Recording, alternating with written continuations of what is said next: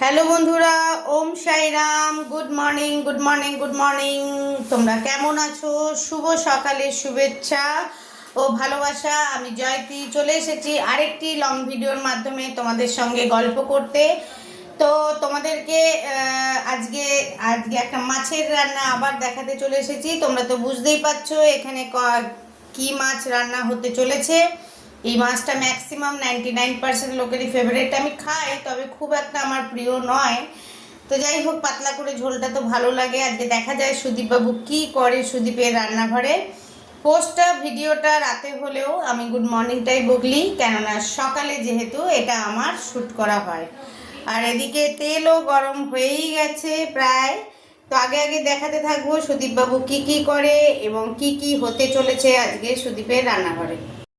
দেখো, তেল তো গরম হয়ে যাওয়ার পর তাতে কালো জিরা দিয়ে দেওয়া হয়েছে এবং এর ওপরেই আমরা মাছগুলো হালকা করে একটু ভেজে নিতে হবে। একদম কড়া কিন্তু ভাজলে চলবে না, একদম হালকা করে একটু মাছটা ভাজতে হবে। সর্ষে আমরা বেটে রেখেছিলাম। সর্ষের মধ্যে কি দিচ্ছ? কাঁচা লঙ্কা আর সর্ষে বেটে রাখা হয়েছে সাইডে। এটা এর ওপরে দিয়ে দেওয়া হচ্ছে। ভাজা মানে খালি তেলে দেওয়া মাত্র না, মানে নামমাত্র ওটা ওটা কিন্তু এক্সেস কিন্তু ভাজা হবে না। এরপর একটু একটু করে একটা একটা করে উল্টাতে হবে। দেখো, একটু একদম সামান্য কাচিয়ে একটু জলটা দিয়ে দেওয়া হলো সর্ষে। আর বাকি জল কিন্তু এখন দিলে চলবে না, এটা কিন্তু এর মধ্যেই ভাজা হবে। দেখো, মাছগুলো ওর মধ্যেই কিন্তু উল্টে দেওয়া হয়েছে। এবারে একটু এটা ফুটতে থাকবে। এখন কিন্তু জল দিলে চলবে না, একটু সময় হবে, তারপরে আস্তে আস্তে কি কি হচ্ছে আমি তোমাদের দেখাচ্ছি। তবে এর মধ্যেও কাঁচা লঙ্কাগুলো দিয়ে দিতে হবে। গোটা গোটা কাঁচা লঙ্কা দেখো দিয়ে দেওয়া হলো। খুব সিম্পল রান্না, কিন্তু খুব টেস্টি হয়। দেখো, এবারে উপর থেকে হালকা করে একটু গরম জল দিয়ে দেওয়া হলো।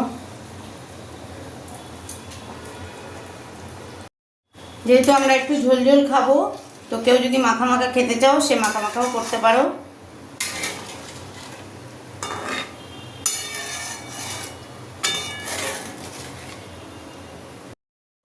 দেখো, নিজের তালে উনি ফুটে যাচ্ছেন, গরম গরম একদম।